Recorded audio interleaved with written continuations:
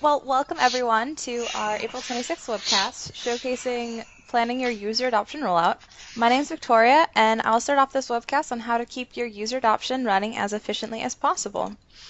So I'll just take you through a quick introduction of Ray and myself, tell you a little bit about Vibrant Fusion and Wickersoft, and after that I'll hand it over to Ray, who can go a little bit deeper into user adoption rollouts and how to make sure you don't fall into common pitfalls. So again, my name is Victoria. If at any time during the webcast you have a question, please feel free to write it in the messaging section or feel free to unmute yourself. If time allows, we'll do our very best to address them at the end. This webcast is recorded and the recording will be sent out together with a survey later today.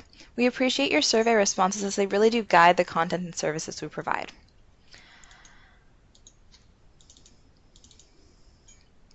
So a little bit about Vibrant Fusion. Vibrant Fusion is a full-service project management solution provider.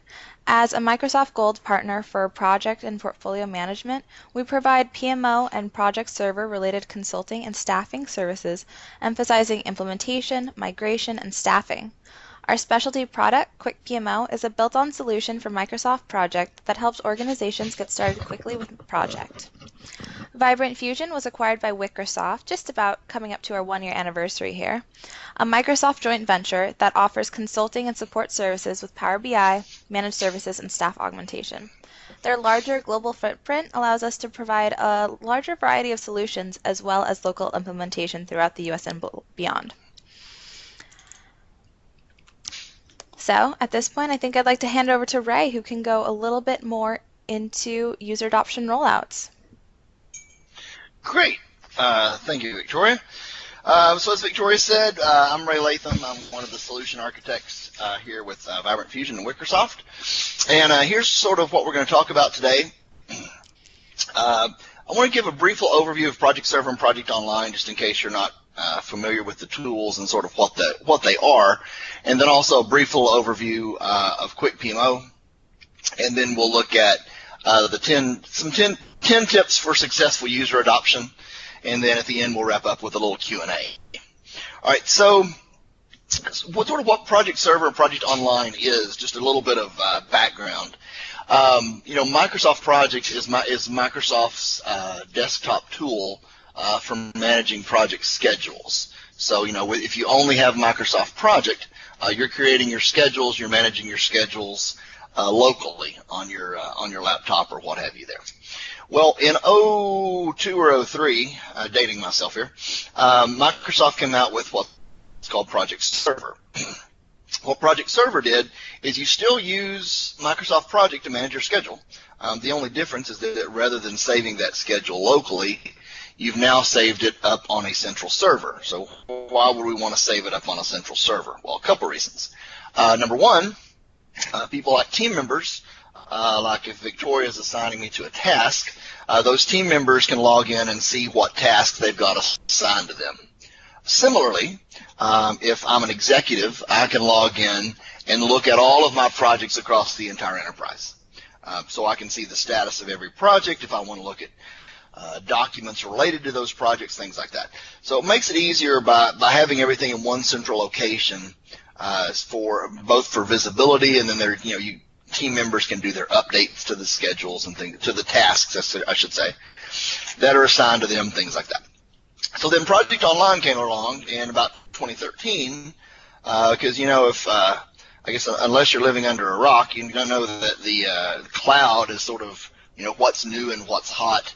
I guess other than the Chewbacca mom on YouTube. Outside of that, the Project Online is sort of the new hot thing, or the cloud, I should say, is sort of the new hot thing. And around 2013, Microsoft released came out with Project Online. Project Online is essentially the same thing as Project Server. The only difference is just rather than having the server locally, the server is, of course, in the cloud. So with Project Online, it saves you the trouble of having to keep up with the server maintenance and patches and so on and so forth. So same thing as before. We still manage the schedules in Project. You still then have your project saved to that central location, which is, again, in the cloud. And the project server, by the way, is still available for the time being. I don't know if it will be phased out at some point in time, but Microsoft really is sort of pushing to Project Online. All right, so then quick PMO. What in the world are we and what do we do? And this isn't a sales pitch, I promise you. I'm just trying to sort of lay some groundwork on who we are and what we do.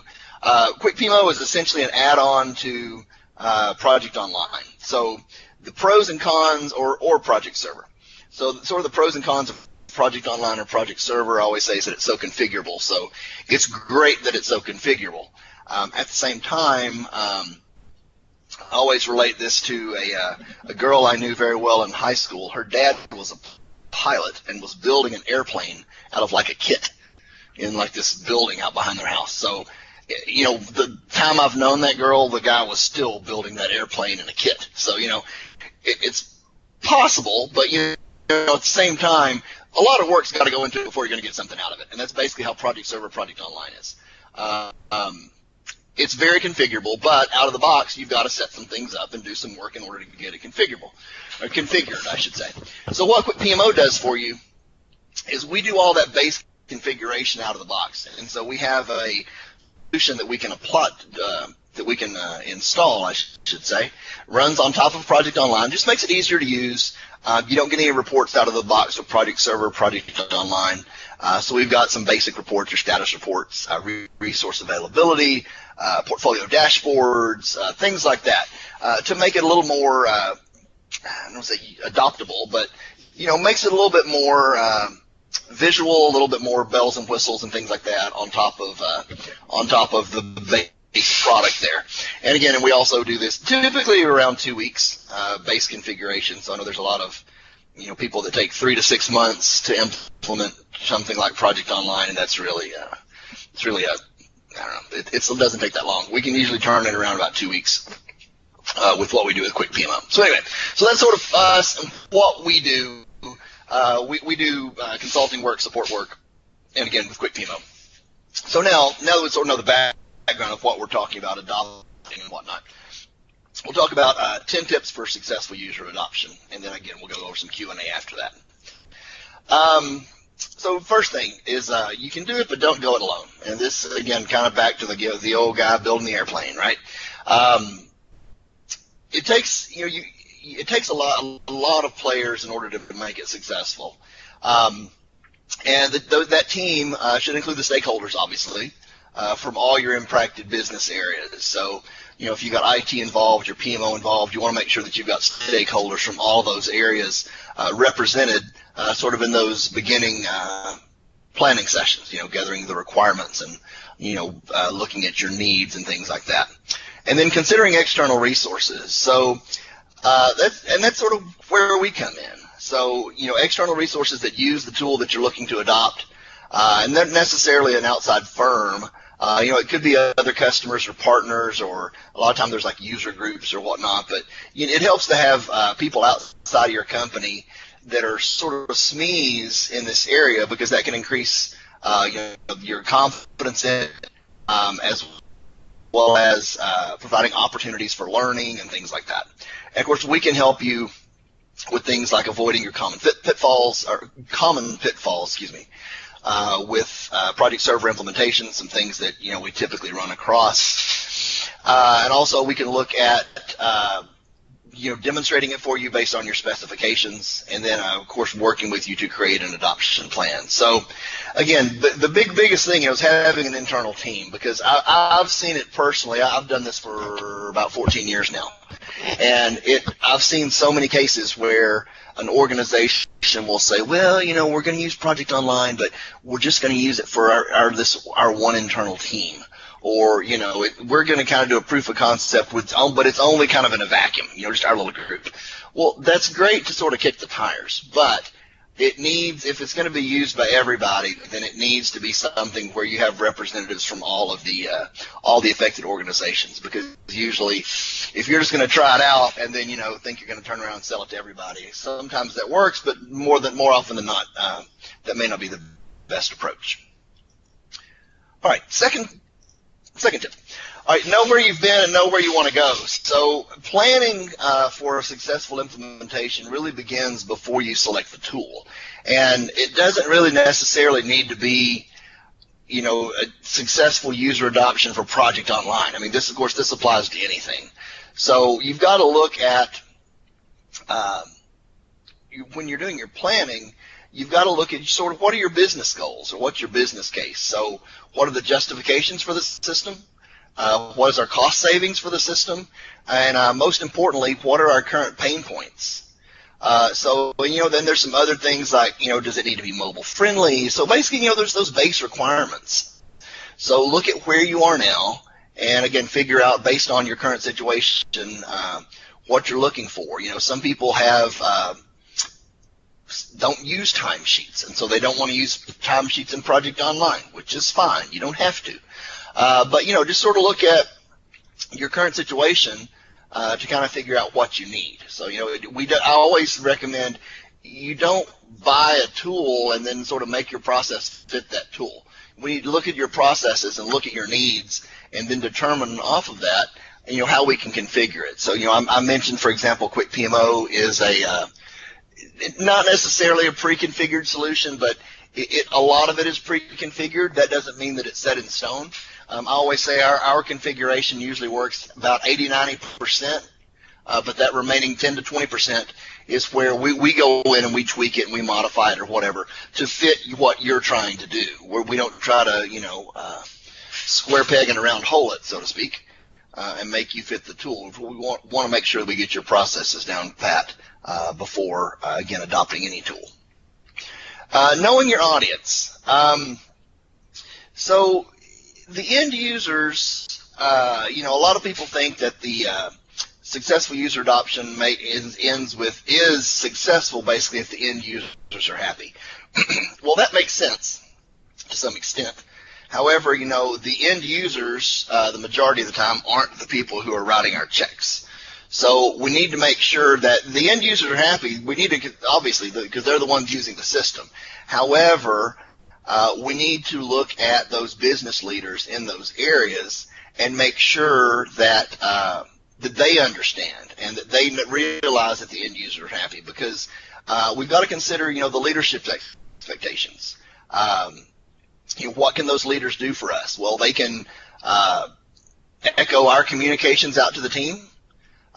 They can monitor the processes and procedures, allocating time for training, things like that. So you've really got to get those business leaders on board so that they can sort of be your cheerleader, so to speak, and get their internal organizations excited about the adoption. Again, we don't want to necessarily. You do care about the end users, but most importantly, the executives have to be on board and interested in this as well. And of course, we want to make sure that the business area leadership that they understand the significance of their role, because obviously, they do have a big role in making sure that it is successful, and that the end users and whatnot will be happy and on board with it as well. All right, tip 4. Powerful responsive support network. Well, everything's well and good. It's like a warranty with your car. It's a great old car till it leaves you stuck on the side of the road, and all of a sudden it's not a great car anymore, right? So you want to make sure that you've got support, because as soon as everything's well and good, and it's just like anything else. Nobody remembers all the good stuff that happened, but that one time that we had a problem and it took 4 days before we could get it fixed, I guarantee you everybody's going to remember that. So you've got to make sure if something goes down that you've got support in order to get that resolved. Now, there's a couple ways that you can do that. A lot of the time we will do sort of a train the trainer type thing, and that's sort of the bottom point there. Those internal power users or SMEs, if somebody that, not necessarily a technical problem, maybe it's just a procedural or a training issue, but you want to make sure that you've got somebody in-house that those end users can go to ask questions. How does this work? And so, again, through training and whatnot, for example, from our side, we would make sure that you guys are well equipped to handle the basic kind of level 1 sort of situations on your own. But then going forward, if maybe it's something that the SME can't resolve, or maybe it is a technical issue. So, we set it up where you can contact our support team as well. But the key there is not necessarily who does it, but that you're able to turn it around quickly. So if something's wrong, or someone needs help, that we can do that as well. And again, those SMEs, I think, are oftentimes more successful than us, because it's a lot easier to listen to somebody internally than to listen to some consultant on the phone trying to help analyze what's going on. So a lot of times those SMEs really aid in the adoption as well. And of course, it goes without saying that a responsive support, regardless of who it's from, is going to play a great part into not only addressing the current issue, but of course preventing future ones as well. And again, a lot of times it's a situation of, maybe in the beginning stages, maybe some things will come up. But a lot of the times, after a while, either the end users, of course, will get more comfortable with the system, or the SMEs, or your internal PMO, so that if something should happen again, it's, oh yeah, we saw that before. That happened a couple months ago. We had to get Vibrant Fusion involved, but here's what they did. Click, click, click, and then poof, you're off and running. So we don't try to, turn it on, shake hands, here you go, enjoy your system, and then we're back off to the next client. That's not the case at all. We want to make sure that we're there to help and to ensure that, that you guys are successful once the tool is implemented and turned on. Step 5, only implement the right features and tools. I had a client recently that they have Project Online and they have Microsoft Project. They are doing a very much crawl, walk, run scenario. They're not even to the point of they're not even putting resources on their schedules. They're doing very basic. Their team is very excited because currently they're using Excel for project management, which there's nothing wrong with that. And I always say that, and it's actually true, Excel is the #1 competitor to Microsoft Project for project management software. Everybody has Excel, right? And most people can navigate Excel pretty simply. It's a pretty simple tool, and a lot of people use that for project management. Well, saying, we're going to do away with Excel. Everybody's going to get Microsoft Project Pro. We're going to require all our PMs to be PMP certified. We're doing away with our old time tracking system. We're going to track time in Project Online. You can do too much at one time. So, I used to work with a fellow that always said, if you build a monster, you have to feed a monster. And I just think that's just great. I use that all the time. But it's true. You want to keep it simple, but simple enough that it's still effective. So, maybe a phased approach is what we typically recommend. Not a big bang deployment. That's not always the best approach, and most of the time that's not going to be real successful. But, a phased approach where you sort of wade into it, and, not only does it help with user adoption, because most people don't want to go overnight to, okay, we're now using this new system, Excel's going away, you've got to do everything this way. That kind of ruffles some people's tail feathers, right? People don't necessarily like that. So what we can do is we kind of wade into it. And an example, what I was saying about getting rid of Excel and using Project Online, or using Microsoft Project, if you're familiar with Project Online, you know that you don't have to use Project Pro. You can do a lot of basic editing within the browser. So what I always tell people is that, and this is typical for most clients that we see, you always have that gentleman or lady that have been using Microsoft Project for 60 years, and they're PMP certified, and they have the PMBOK right there on their shelf inside their desk and all that stuff. That's great. There's always that person that knows it inside and out, and if they want to use Microsoft Project, outstanding. But then you also have, the young guy or gal that's been out of college for a year, and they had a Microsoft Project class back God knows when because it was simply an elective, and they barely remember how to even use it. But they can use Excel. Well, if you can use Excel, that's great. Just use Excel, edit your project within the browser. You can't do everything that you can do within Project Pro, but sometimes you don't necessarily need to. So, there's always that wide wide audience rather, and broad skill level of users. And it's important for them to understand that we're not forcing you to use Project Pro. You can still use the browser. So if you're not comfortable with Pro, it's going to work for you as well. So that way people don't get all stressed out and worried that they're going to have to learn something that they don't know how to use already. But again, that's going to help to sort of wade into it and not try to bite off more than you can chew there at one time. All right, number 6. And this sort of hinges with number 5. The implement your features and training as well in phases. So again, you don't want to do your training for phase 3 at the beginning of phase 1, obviously. So only train on what you're currently rolling out. That makes it easier for people to digest it, and it also makes it more relevant, because people don't have a huge, or at least personally I don't. If somebody showed me in January and I've not seen it since, I'm not going to remember how that's supposed to work. But if we had training last week, I started using the system this week, that's great. And then come phase 2, when we're going to turn on timesheets and things like that, we'll come back in and do a training on timesheets. We had timesheet training this week, we're going to start using timesheets next week. That's great, works fine. So again, it very well dovetails into that breaking it down into manageable chunks. You want to turn on your features and training sort of in those same phases as well. All right, and then that's what we call our just-in-time training. So basically, you do the training right before we turn on that feature or that tool, basically. All right, 7, communication, basically. So we want to look at creating a consistent and realistic message. So by this point, we should have looked at our goals, right? So why and wherefores of the implementation. What are we going to do? We looked at our audience, who's the end users, our cheerleaders, the stakeholders, the SMEs, and all that. And then we've looked at, this super feature, super system, I should say, that everybody's going to want to use and everybody's going to love it. So then we've got to have some type of communication out to the users of what we're going to do. That's key, obviously, because people don't like to be surprised. You want to make sure that we communicate ahead of time what we're going to do. And here's some examples of sort of, how we want to communicate this. I want to make sure people understand why we've adopted this new system and what our goals are.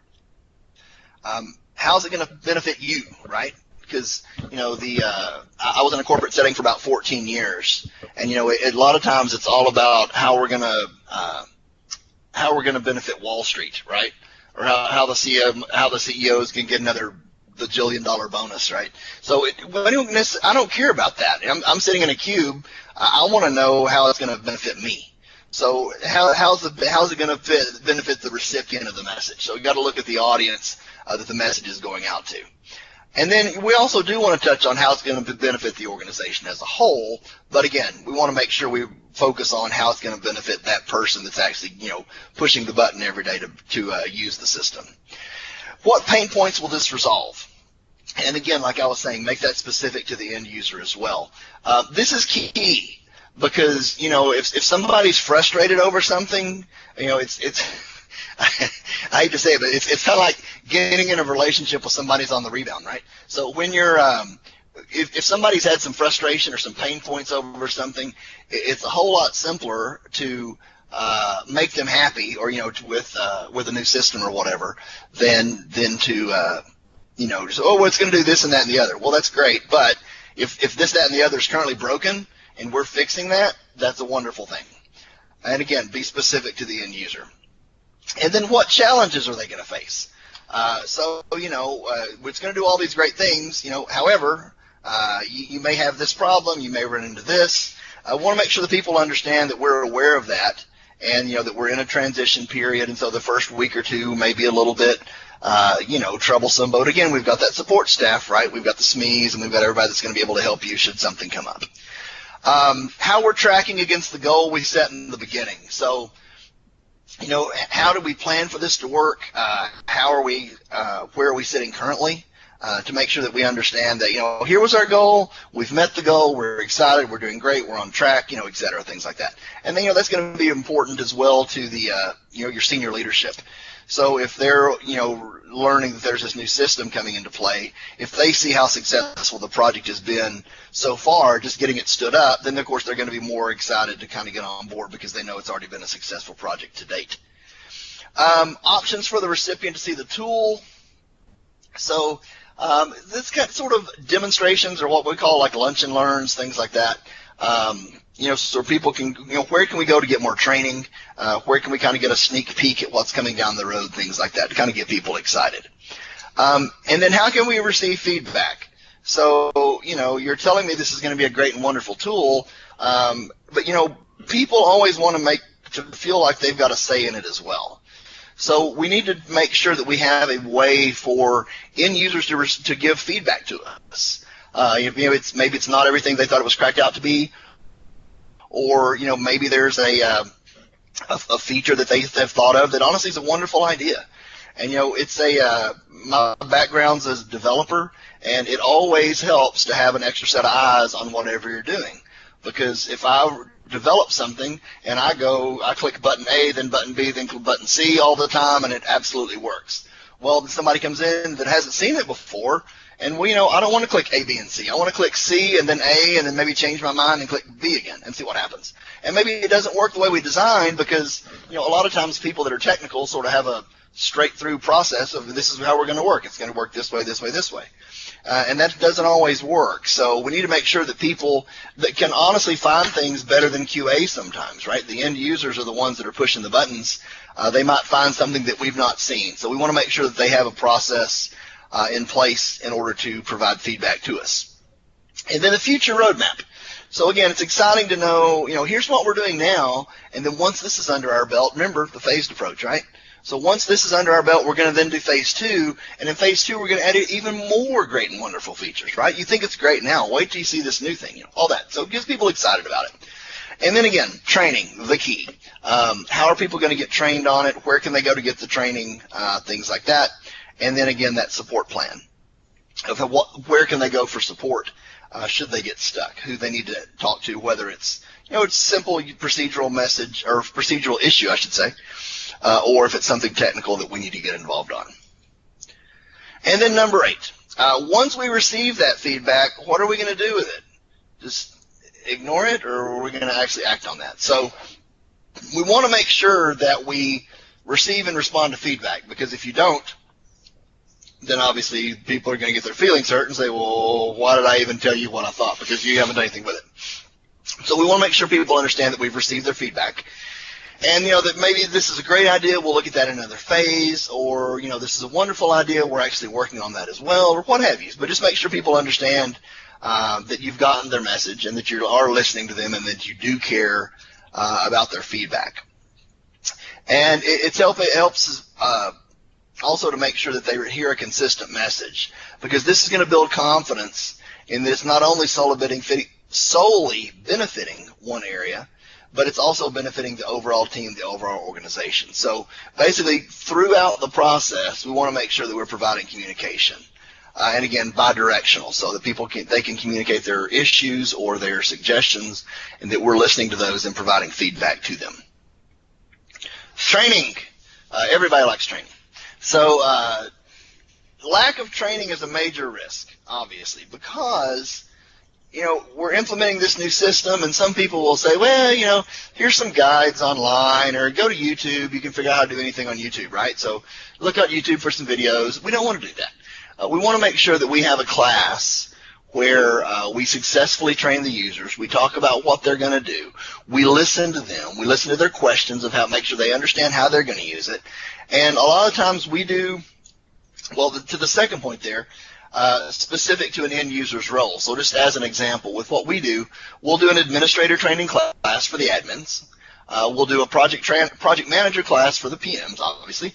And then we'll do an end user class for like the team members and executives and things like that. So you don't want to have, an all-day class and, hours 1 and 2 are for the admins. So, team members, just ignore this. This doesn't really apply to you, whatever. People need to know that you've made a class that's specifically for them. So it needs to be specific to their roles. And then a lot of times we will do the day in a life approach. So, for example, with Project Online, Microsoft has a 300 or 400 page administrator's guide that's out there that covers every single feature and tweak and button and option and whatever as far as the configuration goes. That's well and good. However, we're not going to have a class and read through a 400-page document together. That's no good. What we want to do is do what's called like a day-in-the-life approach. So raise an admin. So there's 50 options under the administrator settings. However, in reality, there's probably only 2 or 3 of those that you're going to use every day. So we need to understand what the other ones are. We need to know that they are there. However, we're going to focus on this day in the life. Here's what you need to do every day, team member. Here's where your tasks are. Here's how you turn in your timesheet. Here's how you can view the schedule, et cetera, things like that. And for every level, whether it's the team member, the PM, or the admin, I want to make sure that we focus on the most important pieces and basically what we do in a day. And that needs to be presented by somebody who knows the tool and the end user's needs. So again, we'll go in somebody that knows the tool. That sort of goes without saying. But I find oftentimes it helps with me personally when I'm doing training to maybe have a SME in the room or somebody that understands the business process. Because, it never fails. You'll be explaining something and, we used to have this system and back then 2 years ago, we used to do it so-and-so way. And I wish, is there a way we can do it like that? Well, I don't have a clue what that was 2 years ago. I wasn't around then. So I don't know your business. So it helps to have somebody in the room that sort of works as a translator in a sense, that understands the business process, but then, can get us, the SMEs involved and making sure that we are answering the person's question properly. So not only having a skilled trainer, but also having somebody that understands the business need also helps as well. And then what's next? Rinse and repeat.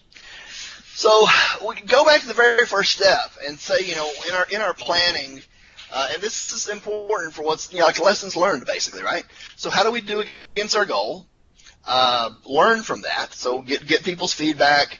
What went great, what didn't go so great, what could we do better next time, and then basically repeat the process. Because it doesn't matter really whether you're adopting Project Online or whether you're adopting anything.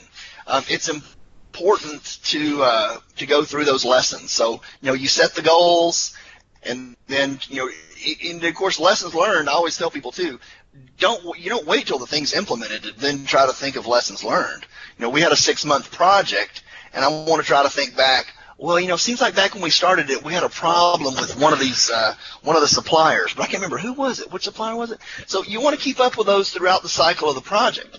So from day one on, maybe while we're building requirements, we failed to include IT, for example. Well, now that we're rolling it out, we're having some problems with that. Well, we want to go back and say, in the beginning we should have included IT, and we now see that was a problem, et cetera, et cetera.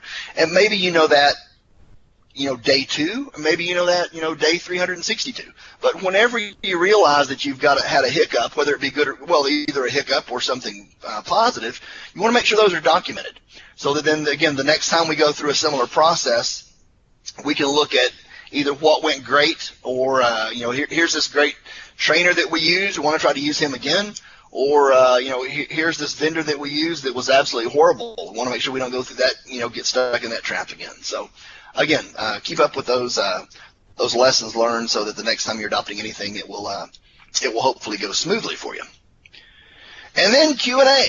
So, who has a question over anything that we've gone over or over user adoption in general and how to get people on board with your great idea?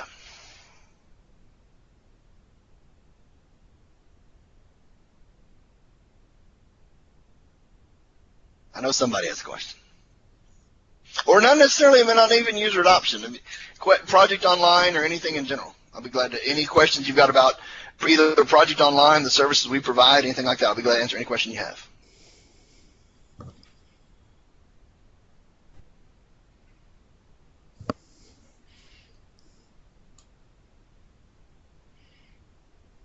I have a question. This is Denise Cavalier. Hey, Denise. So what, and this is not specifically related to this topic, but what, we've had some challenges with tying our financials back to information in Microsoft Project. Mm-hmm. We worked with a third party to develop a solution, which really pretty much bombed. Yeah. We used a solution prior to implementing project called Workbench. Mm-hmm.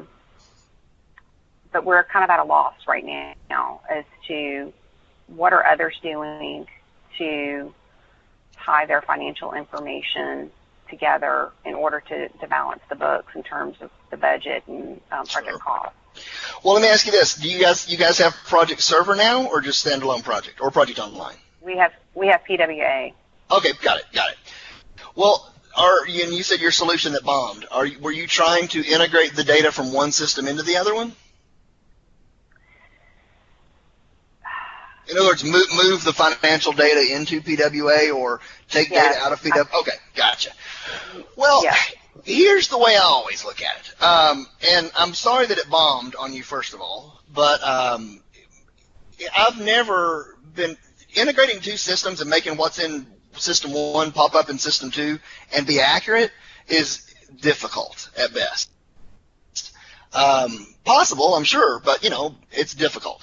So what I always look at is, does the data necessarily need to be there, or is it just sort of a reporting thing, if you will? So in other words, what I mean by that is, what if we could generate a report, kind of a financial balance sheet, if you will, that pulled some data from from PWA and then pulled some data from your finance system and consolidated it together in type of an audit report sort of thing.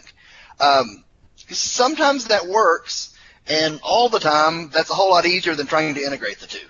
Because a lot of people get stuck on wanting to move the data back and forth and keeping the data in two places when maybe a lot of the time the data doesn't really need to be in both places. Maybe we just need access to both of them so that we can match them up. Does that make sense? Well, yeah, and that's kind of where we are right now, but there's some limitations to doing that. And what was nice about Workbench was we could have our administrator capture, once we located an error or missing information, we could have her capture it separately in that system, and we did not have to worry about having to re-identify it every month when we balanced our books.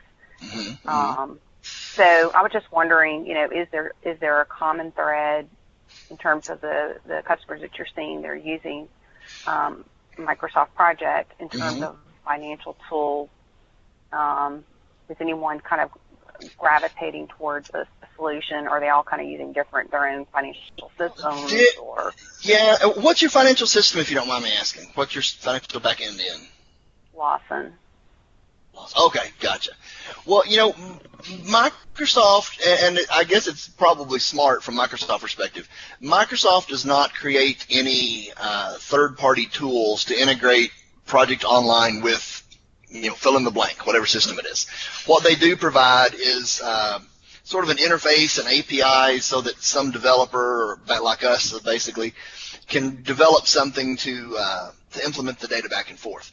But as far as what other people are doing, I think it depends, honestly, because there are some people, like I was mentioning before, who feel the need to have the data in both places. And, they may have it set in such a way that on certain day of the month, some job runs that pulls some data from here, from here being PWA, from PWA, moves it over maybe into some middle system and, then matches up to similar data from finance. So, and then some people want to move it all the way into PWA for, if I want to view the project, I want to view the finances there as well. And then again, others just sort of do it for reporting's sake. So I think it kind of goes back to the business need, honestly. If there's a need to move it, you can absolutely move it.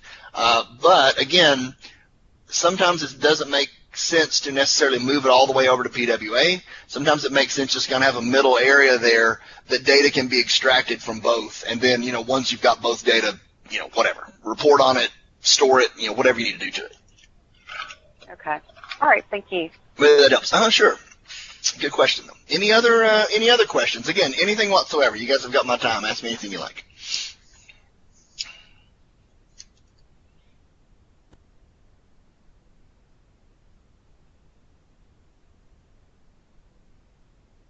All right, well, if there's no other questions, I guess, Victoria, I'll turn it back over to you to wrap us up.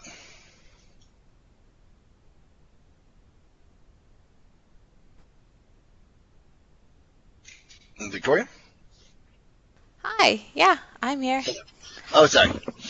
Thank you so much for joining us on this user adoption rollout webcast. Please feel free to connect with us on LinkedIn, Facebook, and Twitter pages to learn more about the solutions we offer to drive your business. We do offer monthly webcasts. Our next webcast is going to focus on how to increase productivity utilizing Microsoft Teams and Planner. So that will be on May 31st. And, on behalf of Ray and myself, thank you so much for joining us, and I look forward to seeing you at our next webcast. Thanks, everybody. Thank you.